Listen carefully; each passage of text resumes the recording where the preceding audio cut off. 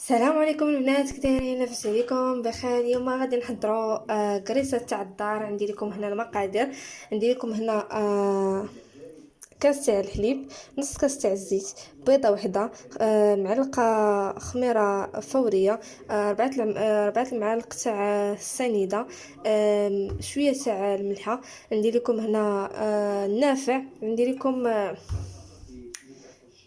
حبة سوداء، اسمحوا لي لا طولت عليكم. والدقيق عندي لكم 400 غرام تاع الدقيق. المكونات كاملين نجمعوهم كاملين، نخليو الدقيق حتى الاخر، نجيو نخلطوا المكونات. بسم الله. نضيفوا الحليب، بسم الله على بركة الله. نضيفوا ليه الزيت، نضيفوا بيضة، ونضيفوا المكونات كاملين كيف ما كتشوفوا. من بعد كنخلطوا كاع المكونات كاملين كيف ما كتشوفوا، هو حتى كتخلط مع بعضياتهم. ها هو. من بعد كنضيفوا الدقيق.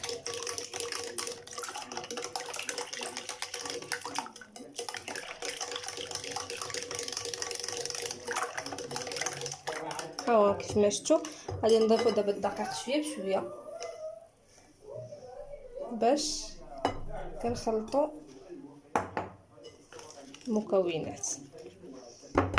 ها هو حتى كنحصلوا على كواره من القرص.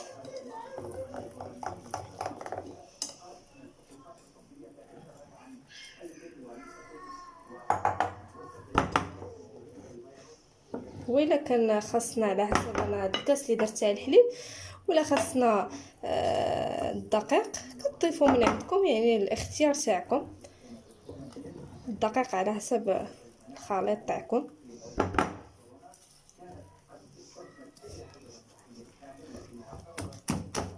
ها هما كيف كتشوفوا. نضيفوا ليه عاوتاني عاد شويه، ولا خاصكم عاوتاني تخلطوا عاوتاني تهزوا الدقيق ديالكم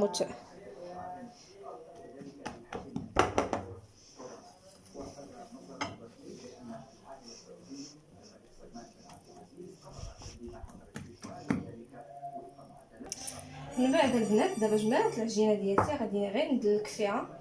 ها هي كيف كتشوفوا، ها هي كيف ما كتشوفوا كتلاحظوا. ها هي دابا نقدر ندير ليها الدقيق باش تجمع ليا، ندلك فيها.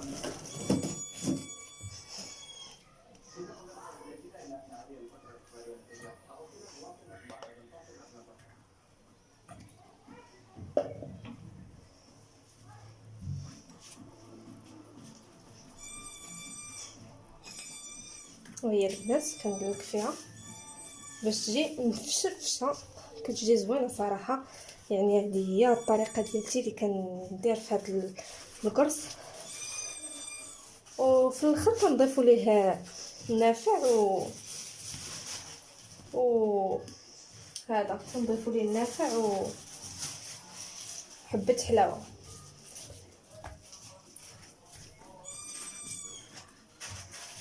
هذه هي الطريقه ديالتي. ها هي كندلك فيها حتى كتصبح رطيبه.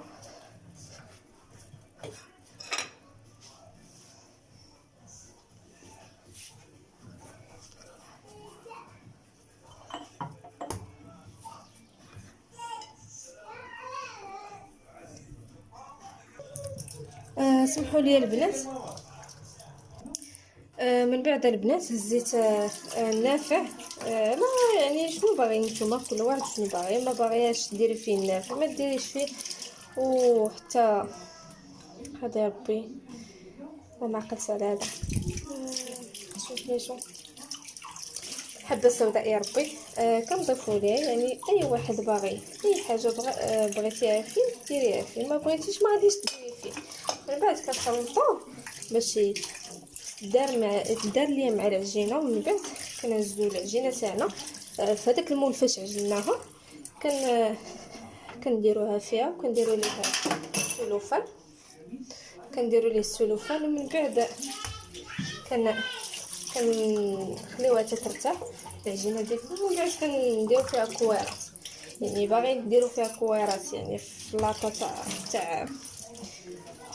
تاع الفران، ولا ديروا فيها الشهده، يعني نتوما الاختيار تاعكم. هادشي اللي باغا نقول لكم. انا دابا كنخلطها مع المكونات اللي ضفت ليها دابا، ومن بعد كنخليوها ترتاح. كيف ما كتشوفوا العجينه ديالتي هي تجمعات. بالنسبه باغا نقول لكم يعني على حسب هاد المكونات اللي عطيتكم، ضفت ليه باقي من ناحيه الدقيق، ضفت ليه على حسب الكاس اللي درتو ديال الحليب. انا درت كيف ما قلت لكم هذا اللي درت، وهتضيفوا باقي 150 غرام تاع الدقيق. 150 غرام تاع الدقيق هتضيفوا لي.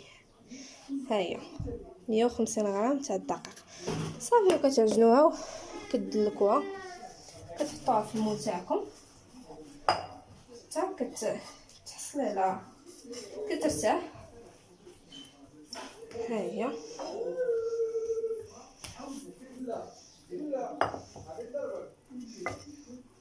كيف ما شفتوا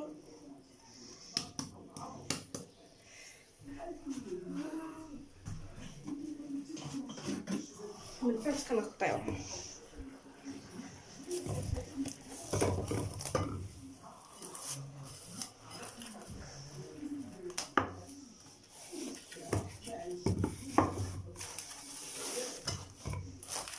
كنغطيوها مزيان باش ما يدخلش ليها البرد.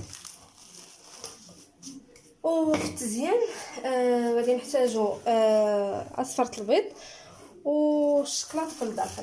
هادشي اللي غادي نحتاجو في التزيين، ونتمنى انني نكون خفيفه على قلوبكم يا ربي. هادشي اللي كنتمنى، وشكرا لكم بزاف. نخليوها حتى ترتاح العجينه ديالتنا، ونقادو لاطه باش نقادوها فيها، وخليكم في الكرواسه تاعنا او في الكرس تاعنا. غنخليه دابا يرتاح ونمشي نغسل. المهم دابا البنات، هزيت بيضه، اصفرت البيض يا ربي.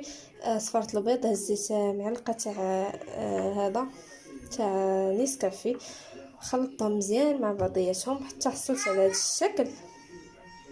ملي حصلت على هذا الشكل خليته. خمرت ليا دابا العجينه هي كيف ما كتشوفوا، ها هي خمرت ليا هي.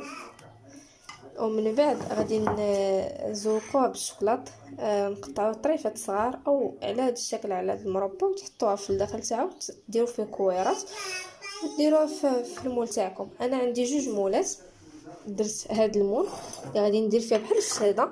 انا عندي جوج اشكال، ودرت عاوتاني لاطه باش نخليها تكون مفرقه. هنا غادي نديرها مزديه، هنا غادي نديرها مفرقه، وعلى حسب كل واحد والاختيار تاعو. يعني انت باغا تفرقيها، باغا ديري فيها بحال الشهاده، يعني اي واحد وكيفاش، يعني لك الاختيار.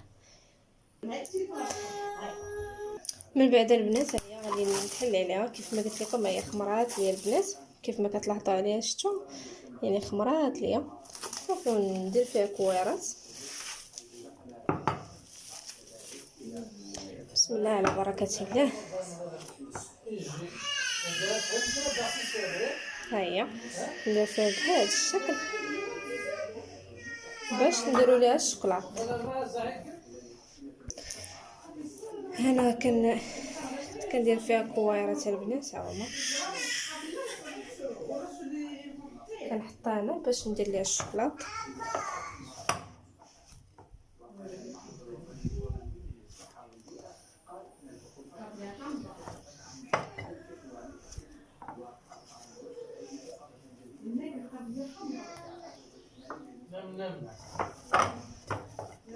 يعني الواحد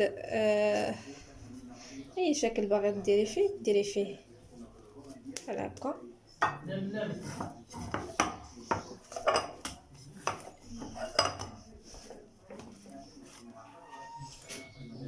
هيا كنديروا فيه كويرات. كنقادو هنا نيت باش نشوفوا شحال ديال الحجم خرج ليا، شحال خاصها وشحال لا.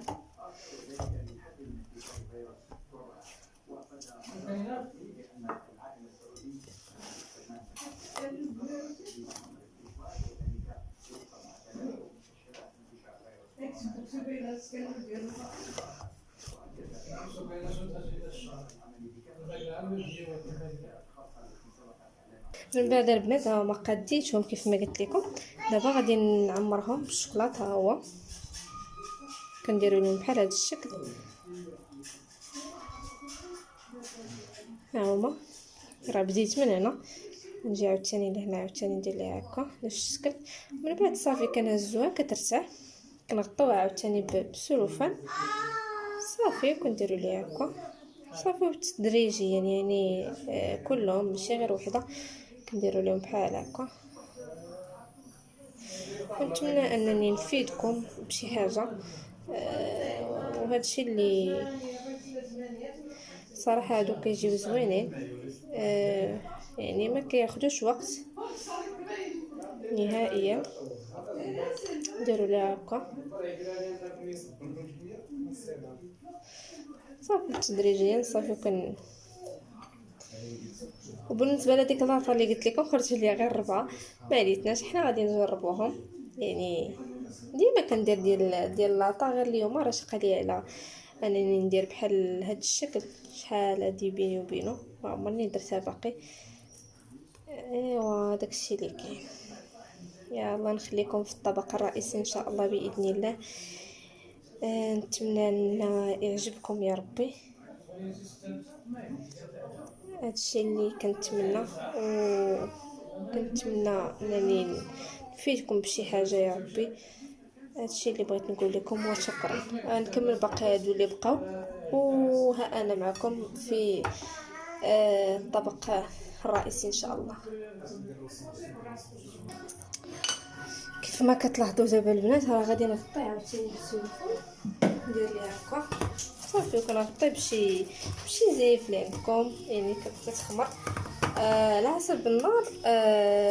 كنديروا ليها علاش لا القياس شويه، يعني ما كنديروش الطريقه اللي كنديروا على شكل الكيكه. كيف ما قلت لكم على درجه 180. هادشي اللي غادي ننصحكم به، نخليوها تتخمر، نرجع لهادوك 4 نكملهم حتى هما ندير لهم الشوكولاط، ونخليكم في الطبق الرئيسي. يلا ها دابا البنات كيف ما قلتو دابا غادي نحيد لها السلوفان كيف ما كتشوفوا. ها هو كيف ما قلت لكم في الوصفه تاع نسكافيه والبيض كنديروا لهم هكا. ها هو حتى تذوب لينا، ومن بعد كندينوها صافي. من بعد بغيتو الجنجلان ديروها لي، بغيتو هذا بغيتو حبة حلاوة.